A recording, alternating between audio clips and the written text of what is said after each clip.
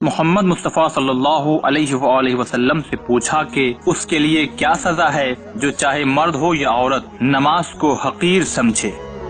فرمایا، اے فاطمہ، عورتوں اور مردوں میں سے جو بھی نماز سے سستی کرے خدا اس کو 15 خصلتوں سے دوچار کر دے گا۔ ان میں سے 6 دنیا میں، 3 مرتے وقت، 3 قبر میں اور 3 قیامت میں جب وہ قبر سے اٹھے گا۔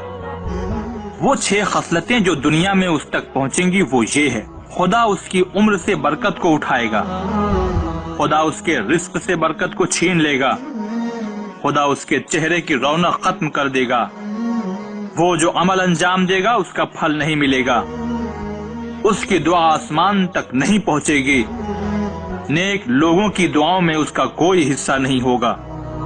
اور وہ 3 خصلتیں جو مرتے وقت اس تک پہنچیں گی، وہ ذلیل و خوار ہو کر مرے گا، بھوکا مرے گا، پیاسا مرے گا۔ اور وہ 3 خصلتیں جو اسے قبر میں ملیں گی وہ یہ ہے کہ خدا اس کی قبر میں ایک فرشتہ مقرر کرے گا جو اسے سزا اور عذاب دے گا۔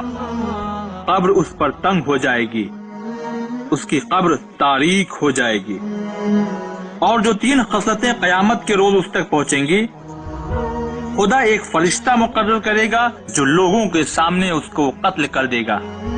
اس کا حساب و کتاب سخت ہوگا، خدا اس کی طرف نہیں دیکھے گا، اسے پاک نہیں کرے گا اور اس کے لیے دردناک عذاب ہوگا۔ لہذا تمام لوگوں کو چاہیے کہ وہ اگر اپنے آپ کو حقیقی مسلمان سمجھتے ہیں تو نماز